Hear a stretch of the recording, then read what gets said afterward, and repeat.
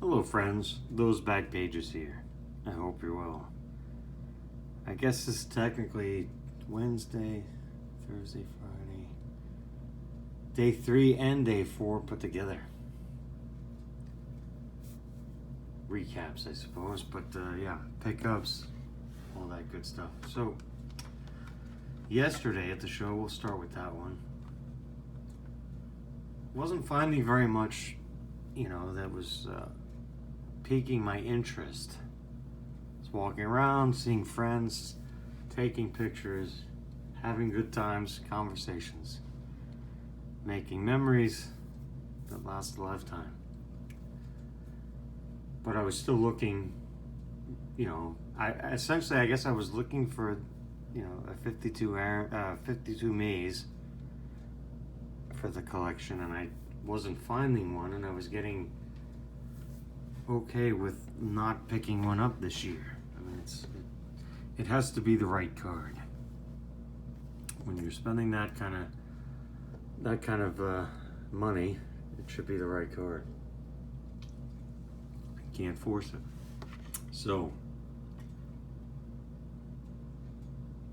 I was walking around, and I can't remember why now, but JT wanted me to come to the front of the show. So I was working my way over there, and I saw at an odd angle placed in a showcase, I saw a 2018 Topps Black pool holes, and that caught my eye because I would like to add that to my collection. So I went over, and unfortunately it was a PSA 10, and it was priced like it was a PSA 10, and it was definitely not something I would be able to negotiate to purchase. But that's fine, it happens. But as I was walking away further down their table, they had a very interesting card. Now, this was a card I had seen earlier in the day at another table in PSA 9 form that was quite costly. Not something I would consider purchasing, simply due to the cost. So, when I saw the second copy in a PSA 7 with a reasonable sticker price,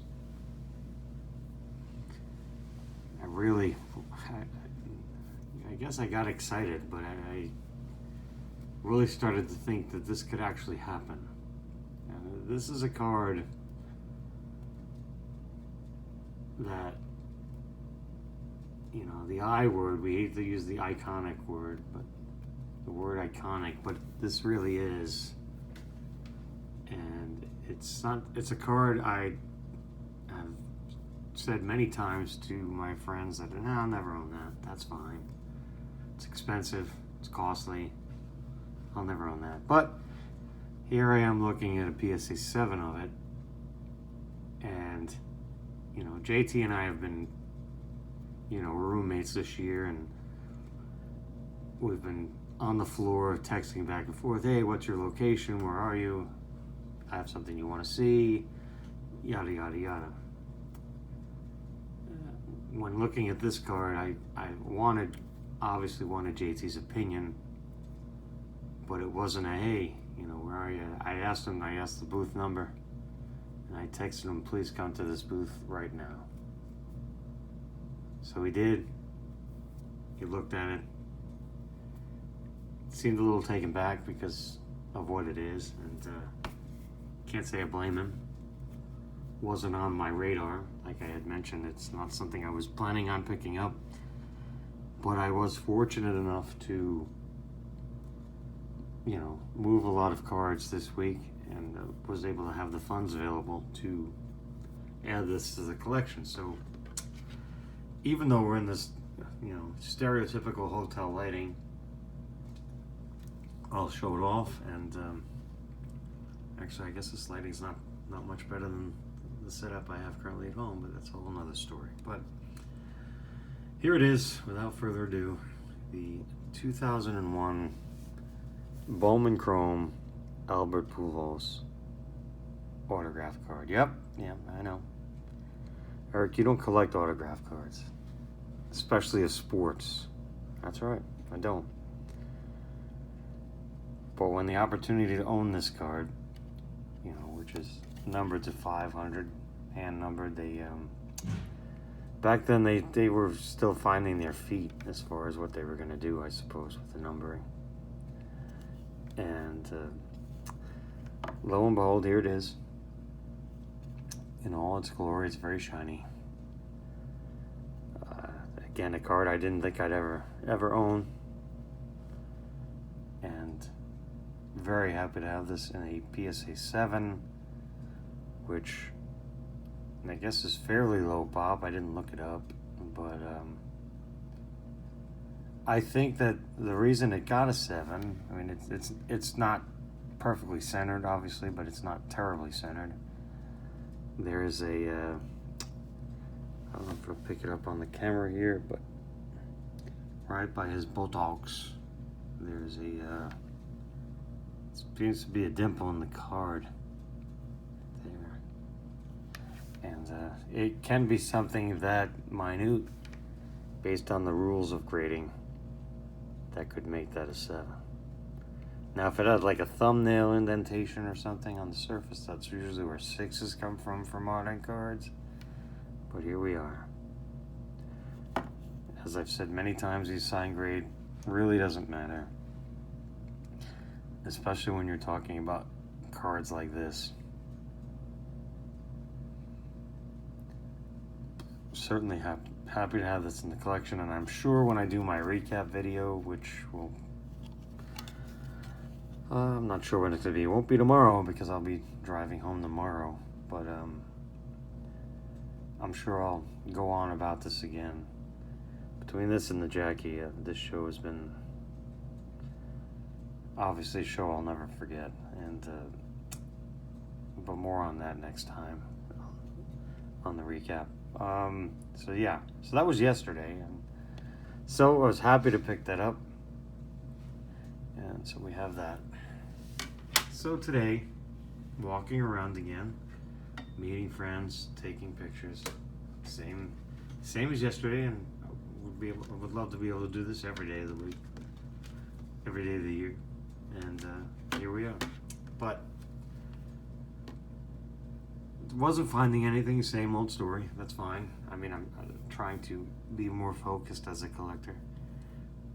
And JT sends me a text message, something to the effect that, hey, I found an Otani Heritage that I think you're going to be interested in. I said, well, it depends on the price, etc. And he said, well, the price is good.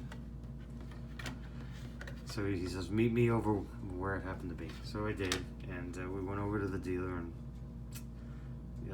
as always, JT was right, and I added this to the collection. The 2018 Topps Heritage Action Variation Shohei Ohtani. Card number 17. Always happy to add an Ohtani to the collection when possible.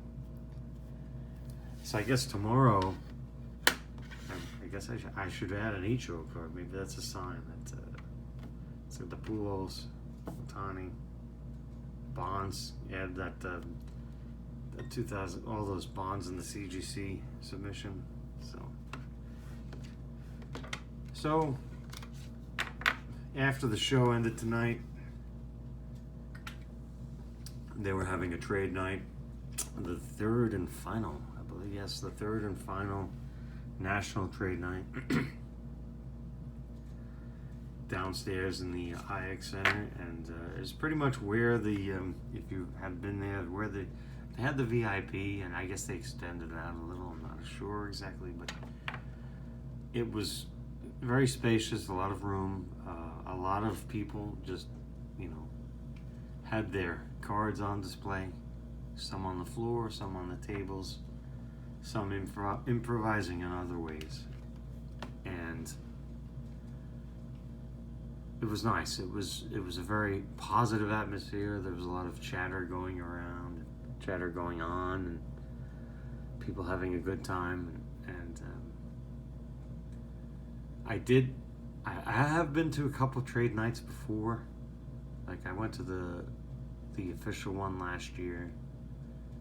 I think it was last year, the year before. I had, like I said, but for how I collect, I don't really necessarily find a lot of stuff. So, but I did tonight. Tonight I made my first trade night purchase, and I went ahead and I picked up this 2023 Pikachu Vango. Something I've been interested in owning in quite some time, and just waiting. It's a matter of this for you pop people, the pop report people. There are probably 30,000 of these. This is not for the pop. What's the word I'm looking to pop? I can't use that word on YouTube, but yeah. So if you're worried about the population report, this is not for you. But if you like Pokemon and you like cool cards and you like art and you like Van Gogh, this is the card for you. This card really is more than just, oh, that's a Pokemon card. It's Pokemon art, Pokemon X Van Gogh. But it's pretty self-explanatory. Happy to have this in the collection. I sent a picture to Don and told him he must go buy one now. There's really no choice. He must go buy one now. So I completed walking around the show and so I did see a maze. I'll be honest with you, I saw a maze that was quite good, quite eye appealing, and if it wasn't priced really high, it would have fit into my, it was SGC 1.5. So, but there's that. But the asking price was just way too high, so I didn't even attempt to add that to the collection. But I was walking around. All right, time to find JT, and I did. And he was looking at a table, and he said, "You got to check these out." So he shows me this 2008 Topps Gold Ken Griffin Jr. And I was like, "Oh yeah, that's good. That's cool." And, it had that sticker on it. Put it down. Show what else they have. And actually, it was a gentleman. I forget his name. Oh wait, it's Ethan, right? Yeah, it was Ethan. That's right. I don't know how I remember that, but so he had that. So I said, okay, I'm gonna take that. First off, so Ethan looked up at me. He goes, "You're those back pages, right?" I said, "Yes, yes, I am," and I thanked him for watching, for supporting. So we looked through the pile, and there was this Topps Black Buster Posey. And these are numbered to 71 there in the back, 36 of 71. And when he said, I won't lie, when he said he knew who I was and he was supported, he watched the channel, it was going to be an instant buy. It was. It's like, that's a high praise when someone says, "Hey, I watch your channel. I like what you do," etc. It makes you feel all happy inside, and so that was going to be a buy. So he gave me a very fair price on both of those, and these are the start of my 2025 CGC National pile. 2025 National CGC pile. So here we are, Saturday night before the last day of the show, and I've already begun next year's pile. I think these will look great, slabbed up. And this is Posey's last Topps card. That's an added bonus. Thank you to JT for reminding me of that. That was his last Topps card, which makes it even more special.